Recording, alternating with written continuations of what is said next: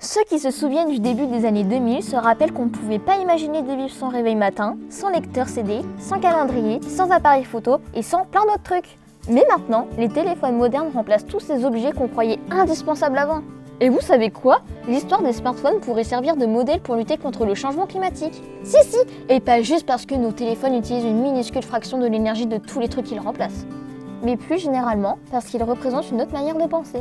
Cette nouvelle approche s'intéresse plus à la fonction qu'à la forme. Pour y arriver, il faut bien comprendre le problème qu'on a, puis trouver plein de manières de le résoudre. Cette façon de penser peut révolutionner l'efficacité énergétique de l'humanité. D'habitude, pour améliorer la rentabilité énergétique d'un truc, on cherche à perfectionner les appareils qu'on possède. Et c'est souvent une bonne idée. On a créé de meilleurs réveils matins, de meilleurs lecteurs de musique, de meilleurs calendriers ou de meilleurs appareils photo. Alors qu'avec un smartphone, on n'a plus du tout besoin de ces appareils, parce qu'ils les remplacent tous.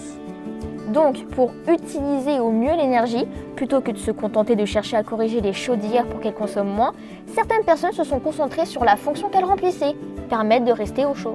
Et on a conçu des maisons parfaitement isolées, ce qui permettait de faire des économies d'énergie fantastiques en se passant de chaudière. Dans la même idée, plutôt que de chercher à faire des moteurs de plus en plus efficaces, peut-être faudrait-il se concentrer sur la fonction des voitures, nous emmener d'un point A jusqu'à un point B par exemple. Et donc, trouver des alternatives à la voiture personnelle. La voiture la plus économe en énergie, c'est supprimer les voitures, tout en étant capable de se déplacer. Et c'est pareil pour les chaudières. L'idée n'est pas forcément de penser efficacité, mais de penser différemment.